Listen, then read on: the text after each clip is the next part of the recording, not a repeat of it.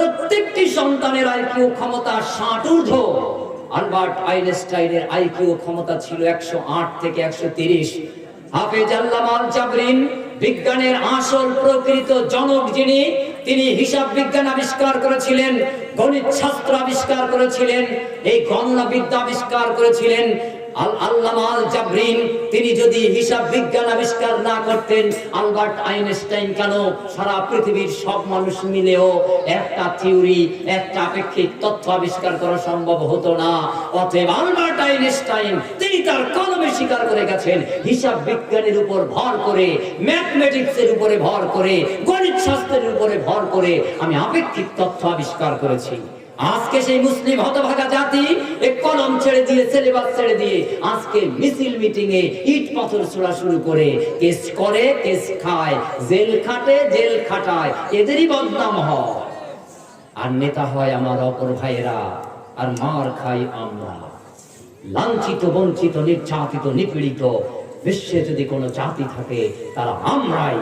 এখান থেকে যদি ফিরে আসতে চাই, মুক্তি পেতে চাই ইহকাল এবং পরকালে উভয় কালের জন্য, তাহলে হাতে বই তুলে নেন, কলম তুলে নেন, লেখনি শুরু করুন, পঠন শুরু করুন, ছেলে মেয়েকে পড়ান, জাতিকে পড়ান, মুক্তি হবেই হবে ইনশাআল্লাহ। সেই জাতি কখনো পিছিয়ে থাকতে পারে না যে কলমে এগিয়ে, বইয়ে এগিয়ে, শিক্ষায় এগিয়ে, অবশ্যই সেই জাতি পৃথিবীর শ্রেষ্ঠতম জাতি। নবী মুহাম্মদ সাল্লাল্লাহু আলাইহি ওয়াসাল্লাম গর্তের ভিতরে চিন্তা করছে অন্ধকার জাতিকে কি করে পথ দেখাবো। অমনি আল্লাহ জিবরিল আমিনকে বললেন, জিবরিল যাও আমার নবীকে টেনে বার করো আর বলো ইকরা। নবী বললেন আমি তো পড়তে জানি না। জিবরিল আমিন বুকে চাপ দিলেন, বললেন ইকরা। আবার বললেন আমি তো পড়তে জানি না। জিবরিল আমিন বুকে জড়িয়ে প্রকাণ্ড ভাবে চাপ দিলেন। আবার বললেন ইকরা বিসমি রাব্বিকাল্লাযী খলাক।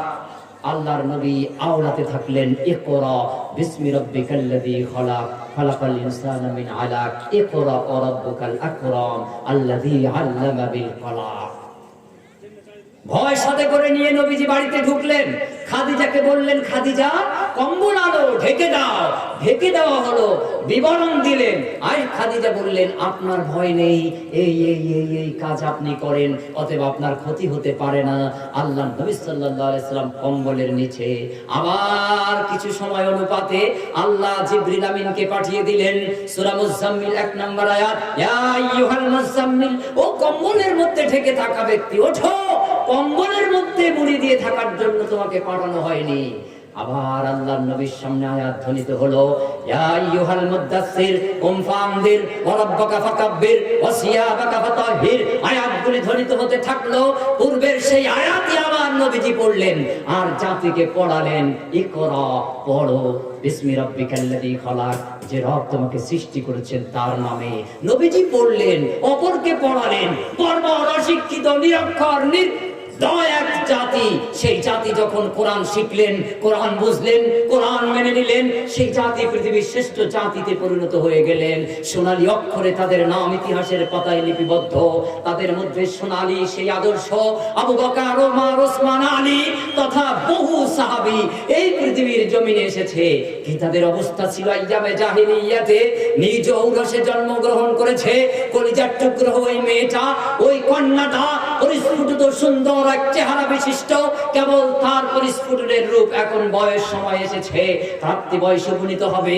এই মেয়েটাকে ভাব সাজিয়ে গুছিয়ে মরুভূমির মধ্যে নিয়ে নিজে মাটির গর্ত খুঁড়ে ওই কলিজার টুকরো মেয়ের বুকে পাথর আঘাত করে বুকটাকে ফাটিয়ে চৌচির করে রক্তাক্ত করে মাটির তলদেশে চাপা দিয়ে চলে এসেছিল। এই এমন অবস্থায় তারা ছিল।